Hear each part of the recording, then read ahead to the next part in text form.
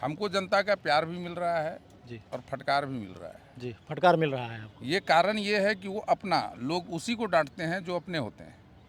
नहीं तो दूसरों को क्या, सड़क चलते कोई एक्सीडेंट कर गया, गिर गया या उदंड टाइप से चल रहे हैं तो हम ही आप रहेंगे तो हम नहीं बोलेंगे उसको इधर जो है जाने दो।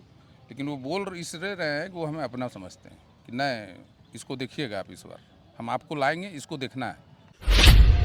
नल जल योजना की बात करें तो घर घर पानी पहुंचा, लेकिन उसके वजह से जो समस्या हुई शहर में, कई सारी जो बनी सड़कें हैं उसे तोड़ दिया गया, उस पर भी जो कार्य हुआ वो भी पूर्णतः नहीं हो पाया। उस ओर क्या दिशा है आपकी? शहर की देखिए, जनता उससे परेशान रही है जब से वो कार्य उसमें शुरू। नगर निकाय चुनाव का प्रचार जो है वो अंतिम चरण पे चला गया है और आपको बताएं कि इस वक्त हमारे साथ बात करने के लिए गोड्डा के निवर्तमान अध्यक्ष जितेंद्र कुमार और गुड्डू मंडल, और वर्तमान में इस वक्त ये प्रत्याशी भी हैं नगर निकाय चुनाव के। पूरा माहौल जिले का जो है वो नगर निकाय चुनाव में सराबोर हो गया है और 23 तारीख को आप लोगों को घर से निकल करके भारी तादाद में निकल के वोट करना है। इस वक्त हम बातचीत करते हैं इनसे और जानकारी लेने का प्रयास करते हैं कि इस बार जो ये चुनाव लड़ रहे हैं वो किस विजन से जनता के बीच जा रहे हैं। सबसे पहले तो स्वागत है हमारे चैनल में आपका। चलिए, आपका स्वागत है और पूरे नगर की जनता को हमारा प्रणाम, वो हमारा प्रणाम स्वीकार करें। जी, इस बार जो जनता के बीच आप जा रहे हैं, क्या कुछ विज़न है और क्या कुछ तैयारी है आपकी? नहीं, तैयारी अलग चीज़ है, विजन अलग चीज़ है। जी, विजन जो है, लेकिन शहर और घर दोनों एक समान होता है। कोई व्यक्ति एक शहर को चलाता है, कोई एक घर को चलाता है। जिस प्रकार घरों में आवश्यकताएँ होती हैं, आवश्यकताएँ बदलती रहती हैं, विजन आवश्यकता के अनुसार तय होता है कि हमें क्या करना है, अगला स्टेप कैसा लेना है। शहर बढ़ रही है और अत्याधुनिक हो रही है, हाईटेक हो रहा है। तो ज्यों-ज्यों नया-नया चीज़ आते जाएगा, हमारा विज़न उस तरफ है कि हम शहर को अपना हाईटेक बनाएं। और जैसा-जैसा विज्ञान प्रगति करते जाएगा, हम शहर को उस ओर ले जाएंगे। कुछ मुद्दे आपके हों इस बार जो आप जनता के बीच हमारे चैनल के माध्यम से साझा करना चाहिए कि इस बार आप जीतिएगा तो उन सब बिंदुओं पर आप काम करिएगा, क्या कुछ फोकस है? क्योंकि सभी जो आपके प्रतिद्वंदी उन्होंने अपना मैनिफेस्टो जारी कर दिया है, उन्होंने अपना-अपना विज़न जनता के समक्ष रखा है कि हम ये करेंगे, हम वो करेंगे। आप क्या कुछ लेकर के आए हैं? देखिए, कौन क्या करेंगे इससे मतलब नहीं है और वो चूँकि पद पर नहीं है तो कुछ भी बोल सकते हैं कि हम हवाई जहाज़ ला देंगे, ताजमहल ला देंगे, लेकिन ऐसा नहीं है। वो जितना बोलते हैं उतना हो नहीं सकता है।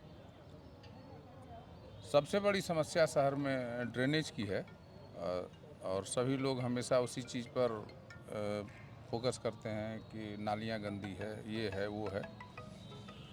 उनको शहर के भौगोलिक स्थिति का पता नहीं है कि जाओ उधर भौगोलिक स्थिति का पता नहीं है कि कहीं ऊबड़ नीचा है, कहीं ऊंचा है। मेन सड़क, मुख्य सड़क हमारा रामनगर से ये भागलपुर वाला मेन चौक तक ऊंचा है, चारों तरफ मोहल्ला हमारा नीचा हो गया है।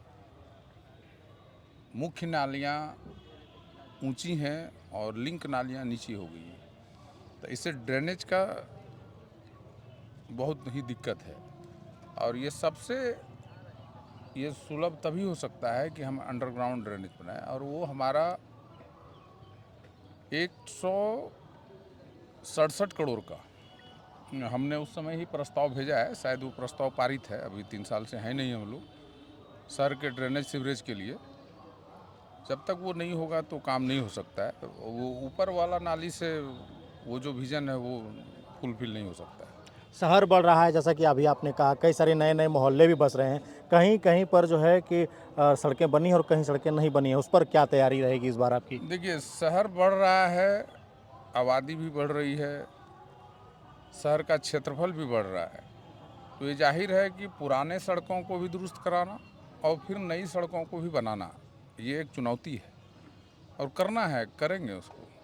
अ, नल जल योजना की बात करें तो घर-घर पानी पहुंचा, लेकिन उसके वजह से जो समस्या हुई शहर में, कई सारी जो बनी सड़कें हैं उसे तोड़ दिया गया, उस पर भी जो कार्य हुआ वो भी पूर्णतः नहीं हो पाया। उस ओर क्या दिशा है आपकी? शहर की देखिए, जनता उससे परेशान रही है जब से वो कार्य उसमें शुरू। उसमें कुछ गलती हम लोगों का है। जब सरकार का एक विज़न है, एक उसका नियम होता है कि हमारे शहर में 10,000 घर है और जब भी पानी का कनेक्शन होगा तो वो सड़कें टूटेंगी और नया कनेक्शन देखे होंगे कि बीच बीच से पाइप बिछा हुआ है, तो आप ऐसे समझिए कि कनेक्शन उस घर में उसी पाइप से जाना है और वो जैसे ही कनेक्शन देगा तो वो सड़क टूटेगा। तो सरकार का एक नियम था कि जब तक हम कम से कम 80% घरों में पानी नहीं दे देते हैं, जैसे हमारा 10,000 घर है तो 8,000 घरों में पानी नहीं हो जाता है, तो वो सड़क नहीं बनाएगी। इसलिए नहीं बनाएगी कि फिर से कोई कनेक्शन लेने आएगा, फिर से सड़क तोड़ना होगा, ये समस्या। और हम लोगों के साथ क्या समस्या है, हम लोग क्या कर रहे हैं कि घर घर हम लोग टोटो से प्रचार करवाए थे, लाउड स्पीकर से प्रचार करवाए थे, आपके सोशल मीडिया की तरफ से अपने जनता को संदेश दिए थे कि आप कनेक्शन पानी का लीजिए, फ्री कनेक्शन है। फिर भी पूरा कनेक्शन पानी का नहीं हो पाया। लगभग हमको लगता है कि अभी 100% तो नहीं, 90%, 80% के आसपास घरों में पानी पहुंच चुका है, और वो सरकार का जो टारगेट था वो फुलफिल हो चुका है। तब सड़कें बनेंगी। जनता से क्या आश्वासन मिल रहा है? जनता के बीच जो जा रहे हैं, पूरे जो है परिवार के साथ कैंपेन कर रहे हैं, अब युवा वर्ग आपके साथ में, तो क्या मिल रहा है जनता से आश्वासन? जनता का बहुत प्यार है जी, बहुत प्यार मिल रहा है, और सबों को जनता का आशीर्वाद मिल रहा है। मैंने अनेक प्रत्याशी को आशीर्वाद मिल रहा है, प्यार सिर्फ मिल रहा है उनको। हमको जनता का प्यार भी मिल रहा है जी, और फटकार भी मिल रहा है। जी, फटकार मिल रहा है आपको? ये कारण ये है कि वो अपना, लोग उसी को डांटते हैं जो अपने होते हैं। नहीं तो दूसरों को क्या, सड़क चलते कोई एक्सीडेंट कर गया, गिर गया, या उदंड टाइप से चल रहे हैं, तो हम ही आप रहेंगे तो हम नहीं बोलेंगे उसको, इधर जो है जाने दो। लेकिन वो बोल इसलिए रहे हैं कि वो हमें अपना समझते हैं कि नहीं, इसको देखिएगा आप, इस बार हम आपको लाएंगे, इसको देखना है, ये गलती आपने की है, ये सही किया है। तो लोग उसी से बोलते हैं जिससे जनता प्यार करती है, सबों से नहीं बोलते हैं। उस फटकार को आप किस रूप से देख रहे हैं? नहीं, वो उनका सुझाव है। वो जनता जब बोलती है, या जनता क्या, वो गार्जियन है। गार्जियन अगर किसी बच्चे को डांट रही है या बोल रही है, समझ जाइए उसके भविष्य के लिए उसे अपना मानती है तो बोलती है, नहीं बोलेगी।